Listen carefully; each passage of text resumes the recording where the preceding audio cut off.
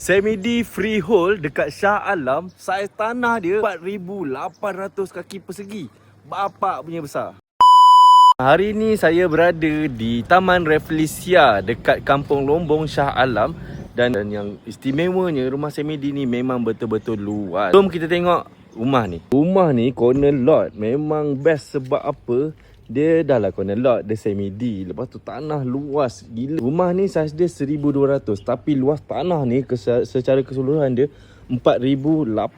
Maknanya 4 kali ganda rumah ni dia punya luas tanah semua ni. So potensi dia kalau kita nak extend rumah ni boleh dapat lagi 3 biji kat sini.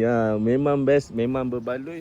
So bagi siapa yang suka kan, family korang suka datang rumah untuk lepak ke apa, suka buat rumah besar-besar, this is the one for you. Okay, kita masuk bahagian dalam. Alhamdulillah rumah ni bahagian ruang tamu dia luas lah, cantik pun. Dah ada ni hanging siling kapur, kelengkapan pun, aircon apa semua pun dah ready dah. Okay, ni bahagian dining area. Lepas tu ada separator untuk ke dapur. Dekat dapur ada satu toilet. Dan ni dapur ni, ni potensi ni. Ni boleh buat balik ni. Boleh pasang kitchen cabinet macam mana yang kita nak. Di bahagian belakang ni ada satu bilik. Ini boleh jadi bilik store ke. Nak bilik tidur pun boleh, tak ada masalah. Dan ni ada lagi satu bilik. Pun sama juga saiz dia. Dua bilik ni sama. Cuma beza dia yang ni ada ceiling tinggi. Satu.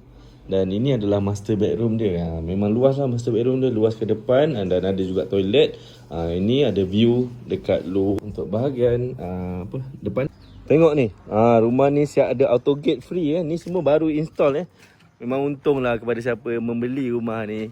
Dah dapat dah auto gate baru. Masuk rumah hujan pun tak perlu risau-risau.